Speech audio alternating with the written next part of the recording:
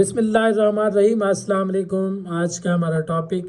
جنم انجیکشن کے حوالے سے، جنم کا انجیکشن کیا ہے اور کن کن تکالیف میں اس کا استعمال کرا جاتا ہے، اس کا صحیح طریقہ استعمال کیا ہے اور اس کو کیسے بنا کر استعمال کیا جاتا ہے، یہ ساری انفارمیشن آپ کو انشاءاللہ اس ویڈیو کے اندر دوں گا۔ جنم دراصل ایک برانڈ کا نام ہے جس کو جینکس فارماسیوٹیکل کمپنی بناتی ہے۔ یہ کارٹیسونیٹ کا انجیکشن یہ 30 ملی گرام، 60 ملی گرام اور 120 ملی گرام کی صورت میں موجود ہوتا ہے۔ یہ آئی وی اور آئی ایم انجیکشن لگایا جاتا ہے۔ جینم کا انجیکشن ملیریا کے علاج کے لیے استعمال کرایا جانے والا انجیکشن ہے۔ جہاں ہمارے ہاں ملیریا بہت زیادہ کامن ہے اور آج کل جیسے گرمیوں کا موسم ہے، گرمی مچھر بہت زیادہ ہوتے ہیں، جب بارشیں بہت زیادہ ہوتی ہیں تو جہاں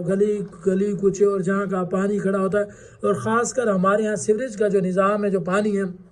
گلی محلہ میں پانی کھڑا ہونے کی وجہ سے وہاں پر مچھر پیدا ہوتے ہیں اور مچھر گندگی پر پیدا ہوتے ہیں۔ مادہ مچھر کے کاٹنے سے ملیریا ہوتا ہے اور ملیریا کا علاج دو طرح سے کیا جاتا ہے۔ سب سے پہلے سٹارٹ میں ملیریا کے لیے کچھ میڈیسن بائی اورل روٹ استعمال کرائی جاتی ہیں۔ اگر اس سے آرام نہ آ رہا ہو تو پھر آپ کا ڈاکٹر آپ کو جینم کا انجیکشن یا اینٹی ملیریا کسی قسم کو کوئی اینٹی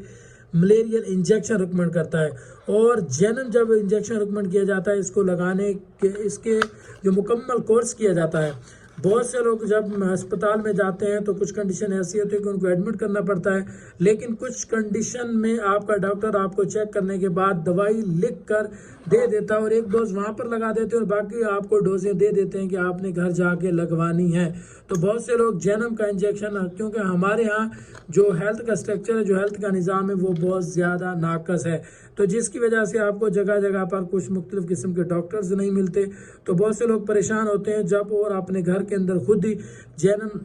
کا انجیکشن کنولا وغیرہ لگا ہوتا ہے تو ڈاکٹر صاحب ہم خود ہی لگا لیں گے، لیکن جینم کو انجیکشن بناتے ہوئے بہت بڑی غلطیاں کرتے ہیں یا ان کو پتہ نہیں چلتا کہ جینم کا انجیکشن تیار کیسے کرنا ہے۔ تو سب سے پہلے اس کے اندر دو واٹر امپیور ہوتے ہیں، ایک کے اندر سوڈیم بائی کاربونیٹ موجود ہوتا ہے اور ایک کے اندر سوڈیم کلورائڈ موجود ہوتا ہے۔ سب سے پہلے آپ نے جینم کا انجیکشن جو آپ کے ڈاکٹر نے آپ کو ریکمنڈ کیا ہے 30، 60 یا 120 ملی گرام کا انجیکشن، اس کے اندر آپ نے سب سے پہلے چھوٹا پانی یعنی کہ سوڈیم بائی کاربونیٹ کو ایڈ کرنا ہے۔ سوڈیم بائی کاربونیٹ کو ایڈ کرنے کے بعد جب آپ اس کو ہلائیں گے تو یہ مکمل انجیکشن تیار ہو جائے گا۔ اس کو لگانے سے پہلے آپ نے اس کے ساتھ جو دوسرا پانی ہوتا ہے پھر اس کو ایڈ کر لینا ہے۔ اگر آپ نے اس کو آئی ایم لگانا ہے تو یہ تھوڑا سا پانی ایڈ کرنا ہے، اگر آپ نے اس کو انٹراوینس یعنی وین کے اندر لگانا ہے تو یہ سارا پانی اس کے اندر ایڈ کر دینا ہے، یعنی سوڈیم کلورائڈ جو اس کے اندر ہے NaCl یہ نمک ہے، اس کو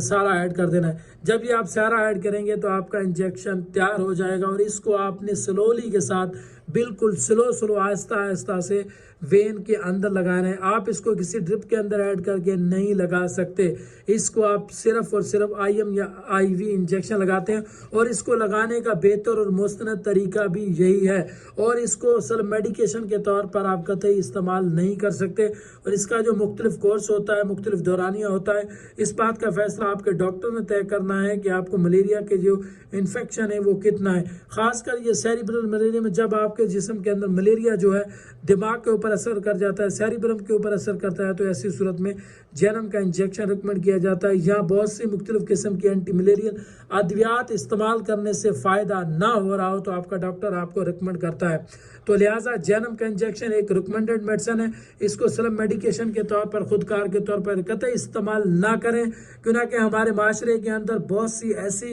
اینٹی ملیریل اور بہت سے اینٹی بائیوٹکس موجود ہیں جو کہ ڈاکٹر کے ہدایت کے بغیر ٹرانسفر کر دیے جاتے ہیں۔ جی مجھے ملیریا ہوا تھا، مجھے ٹائیفائڈ ہوا تھا تو فلاں ڈاکٹر نے مجھے جینم کا انجیکشن لگایا تھا، تو اس طرح کے مشورے کرنے سے گریز کریں۔ ہمیشہ اینٹی ملیریا کسی بھی دوائی کو استعمال کرنے سے پہلے اپنے قریبی ڈاکٹر سے ضرور رجوع کریں۔ امید کرتا ہوں کہ آج کی ویڈیو آپ کے لیے بہت ہی انفارمیٹیو ثابت ہوگی۔ انشاءاللہ نیکسٹ ویڈیو میں ایک اچھی معلوماتی ویڈیو کے ساتھ ملاقات ہوگی، تب تک کے لیے اپنا اور اپنے اہل و عیال کا خیال رکھیں۔ اللہ نگہبان۔